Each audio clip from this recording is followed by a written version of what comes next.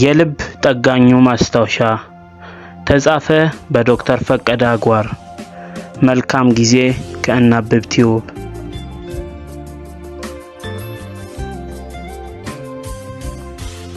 ጠጋኙ ማስታወሻ ከተሰኘው የዶክተር ፈቀደ አጓር መጽሐፍ የተወሰደ። ውበት ሲፈነዳ።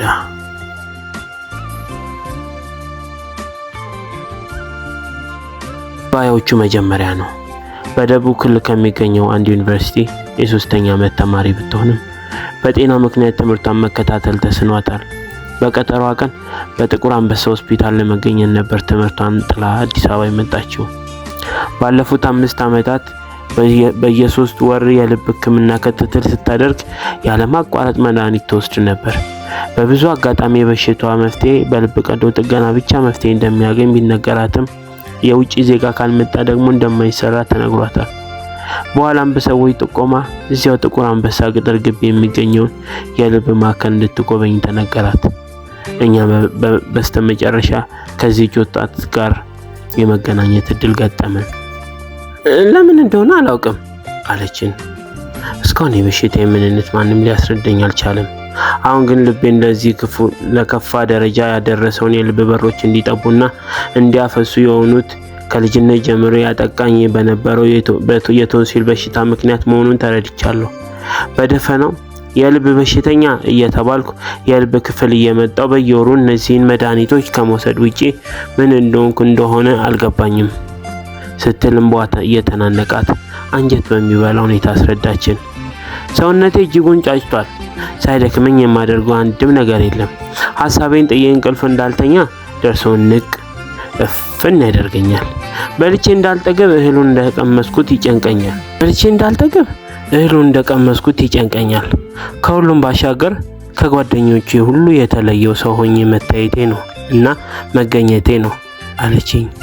በሚያስደነግጥ ሁኔታ የበሽታዋን አመጣጥና በልብ ላይ የደረሰውን እና እያደረሰ ያለውን ጉዳት በመረዳቷ እርካታ ብቻ ሳይሆን የሆነ ቦታ ሄዳ ልትበቀለው ያሰበች እስኪመስል ድረስ ተደሰተች። በተደጋጋሚ እያገረሸ እና እየተመላለሰ ያስቸገራት የነበረውን የቶንሲል ህመም በተለያየ ባህላዊ ሕክምና በብቸኝነት ባሳደጓት እናቷ ቀማሚነት ትታገል እንደነበር የምትናገረው ይህች ወጣት አንድም ጊዜ ለቶንሲል ዘመናዊ ሕክምና ወስዳ አታውቅም ነበር። እናም ዛሬ የልቧን የግራ በር ሚትራል ቫልቭ እንዳይከፈት እና እንዳይዘጋ አድርጎ ያበላሸው ከዚሁ ከቶንሲል ጋር ተያይዞ የሚከሰት ሮማቲክ አርት ዲዚዝ RHD ነበር። በሽታዋ በዚህ ብቻ ሳያቆም ተባብሶ ወደ ቀኝ የልቧ ክፍል ዞሮ የቀኝ የልቧ በር ትራይካፕሱድ ቫልቭ ክፉኛ ወደ ኋላ እንዲያፈስ አድርጎታል። ጊዜው ስጄ ስላለችበት ሁኔታ ባስረዳትም የኔ ዓላማ የበሽታዋን ምንነት መንገድ ማስረዳት አልነበረም።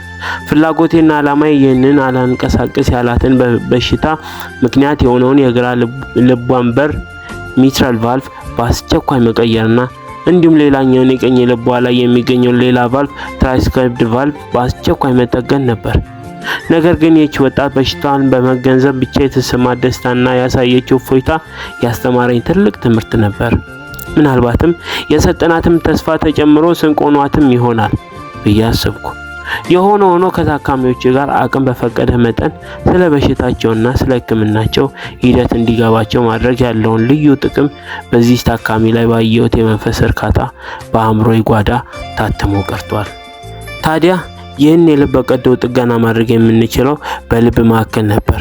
ነገር ግን ይህች ታካሚ ባገኘናት ሰሞን ለዚህ ሰርጀሪ የሚሆን ቁሶች ማለቃቸው ችግር ሆነ። ሌላ አማራጭ በከተማው የሚገኘው የግል ሆስፒታል መስራት አሊያም ወደ ውጭ ሀገር መሄድ ነበር።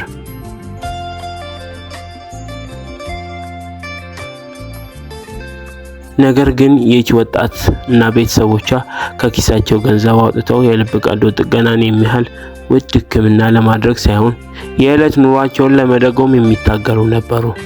ከዚህ ባሻገር ይህች ለጋ ወጣት ያለ አባት ከአንድ እናቷ ጋር ብቻ የሚኖሩ ረዳት አልባ አሳዛኝ ቤተሰብ ነበሩ። ይህንን ቀዶ ጥገና በልብ ማዕከል እንዳናካሄድ መሰናከል የሆነብን ጉዳይ የልብ ስራ ተክቶ የሚሰራው ማሽን ላይ የምንገጥመው የሳምባ ስራ ተክቶ የሚሰራው ኦክሲጂኔሬተር አላቂ ዕቃ ነበር። በጊዜው በእጃችን የነበረው ይህ ሀላቂቃ በበቂ ሁኔታ ኦክሲጅን ማቀበል የሚችለው ከታካሚያችን ክብደት በታች ነበር። የዚህችን ልጅ ቀዶ ጥገና ለመስራት እዚህ መጽሐፍ ላይ መጥቀስ የማልፈልገው ብዙ አማራጮችን ብሞክርም አልተሳካልኝም ነበር። በውስጤ ታካሚዋ የፈጠረችብኝ ስሜት ባይገባኝም የዚህችን ልጅ ቀዶ ጥገና ከመስራት ወደ ኋላ እንደማልል ለራሴ አስረግጬ ነገርኩት። በመጨረሻም አስቤ አውጥቼ አውርጄ አንድ ውሳኔ ላይ ደረስኩ። ይኸውም ለታካሚዋም ለእኔም አደጋ ሪስክ ያለው አማራጭ ነበር። በልብ ማዕከል ከሚገኙት የልብና የሳንባ ስራ ተክቶ የሚሰራው ማሽን ሀርትለንግ ማሽን የሚዘወትሩት የሚያንቀሳቅሱት ባለሙያ ነርሶች ጋር ቁጭ ብለን ተወያየን። ችግሩ በእርሷ ክብደት እና ቁመት የተስተካከለ የሳንባ ስራ የሚሰራ ኦክሲጂኔሬተር ለመኖሩ ነበር።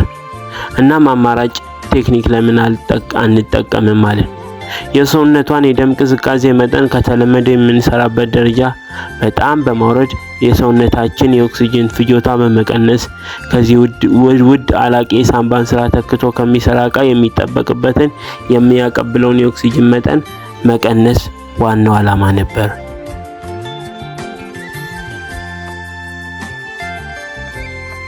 ካናዳዊው ዶክተር ዊልፍሬድ ጂ ቢግዋል በ1950 ሰውነትን የሙቀት መጠን በከፍተኛ ሁኔታ በመቀነስ የልብ ቀዶ ጥገናን የመስራት ጽንሰ ሀሳብ the concept of hyperthermia ይዞ ብቅ ሲል ለዛሬው የልብ ቀዶ ጥገና ስኬት ከፍተኛ ቦታ ነበረው። ዶክተር ቢግዌል በላቦራቶሪ በውሾችና በጦጣዎች ላይ የሰውነታቸውን የደም ቅዝቃዜ ወደ 20 ዲግሪ ሴንቲግሬድ እና ከዚያ በታይ ዝቅ በማድረግ ከ15 እስከ 24 ደቂቃ ድረስ ልብን እያቆመ መመለስ ችሎ ነበር። ባቀረበው ሐሳብ የሰውነታችን የደም ሙቀት መጠን በከፍተኛ ሁኔታ በመቀነስ የኦክሲጅን መጠን ፍላጎት በሁሉም የሰውነታችን ክፍሎች ማውረድ እንደሚቻል አስረዳ። ይህም ማለት የደም አቅርቦታቸው በከፍተኛ ሁኔታ በመቀነስ ለተወሰኑ ደቂቃዎች በጥቂት አሊያም ያለምንም ደም መቆየት የሚቻልበትን ሐሳብ አቀረበ። በዚህ ወቅት ከልብ የሚጠበቅ ስራ ስለማይኖር ልብን ከፍቶ ለመስራት የሚያስችል እድል ይፈጥራል ማለት ነው።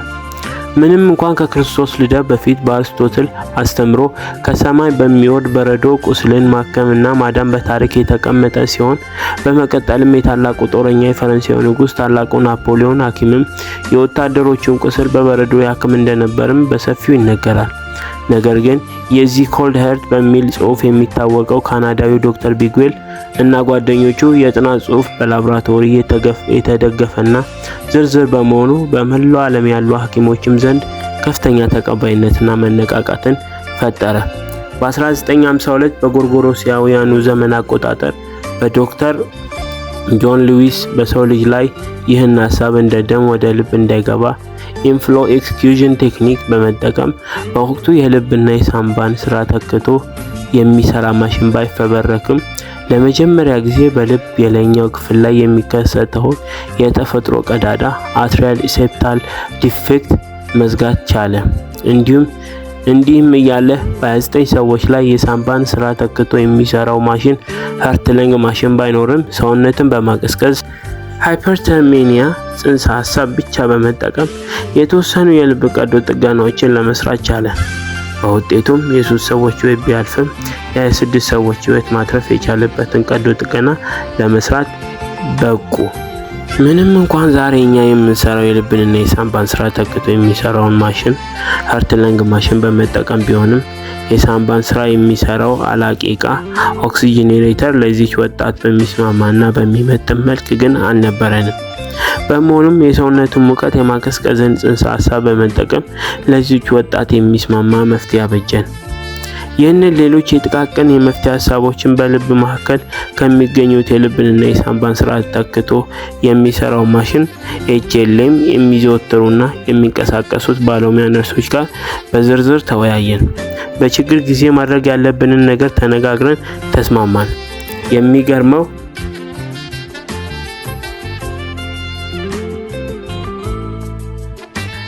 የሚገርመው እነዚህ ሁለት የሙያ አጋሮቼ ከኔ ብሰው ስሜታዊ ሆነው ይህች ልጅ በተሳካ ሁኔታ ቀዶ ጥገናው እንዲሰራ ቆርጠው ተነሱ።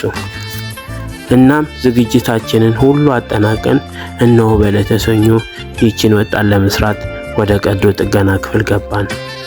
በወጠነውና ባቀነው መሰረት የዚህ ልብ የቀዶ ጥገና አከናወንን። ቀዶ ጥገናው 6 ሰዓት ፈጅቶ ተጠናቀቀ። በፈጣሪ ኃይል የወጠነውና ያሰብነው ስራ ተሳካ። ቀዶ ጥገናው ያለምንም ችግር ተሰርቶ አለቀ። ይኸውም አንዱ የግራ ልብ በር ሲቀየር ሚትራል ቫልቭ ሪፕሌስመንት፣ ሌላኛው የቀኝ ልብ በር ደግሞ ተጠግኖ ትራይሲፕድ ቫልቭ ሪፔር። ታካሚዋ ያለምንም እንከን ከቀዶ ጥገና ክፍል ወጣች። የሚገርመው ለብዙ ዘመን የራቃት አባት አስታማሚ ሆኖ በሆስፒታሉ አዘውትሮ ሲገኝ በብቸኝነት ያሳደገቻት እናት ደግሞ በህመም ምክንያት በቤት አልጋ ቁራኛ ሆና መምጣት ሊያዩት አለመቻላቸው ነበር። ከሁሉም የሚያስገርመኝና በዚህች ወጣት ሁሌም ልረሳው የማልችለው ግን 3 ወር ባልሞላ ጊዜ ውስጥ በሰውነቷ ያየነው ለውጥ ነበር። በዙሪያዋ ያሉ ሁሉ ባዩት ተገረሙ። ውበቷ አንድ ሳይቀር ፍልቅልቅ ብሎ ወጣ። ሰውነቷ እጅግ በሚያምር ሁኔታ ፋፋ። የቆዳዋ ቀለም የሚያምር ቀይ ልጅ ሆነች።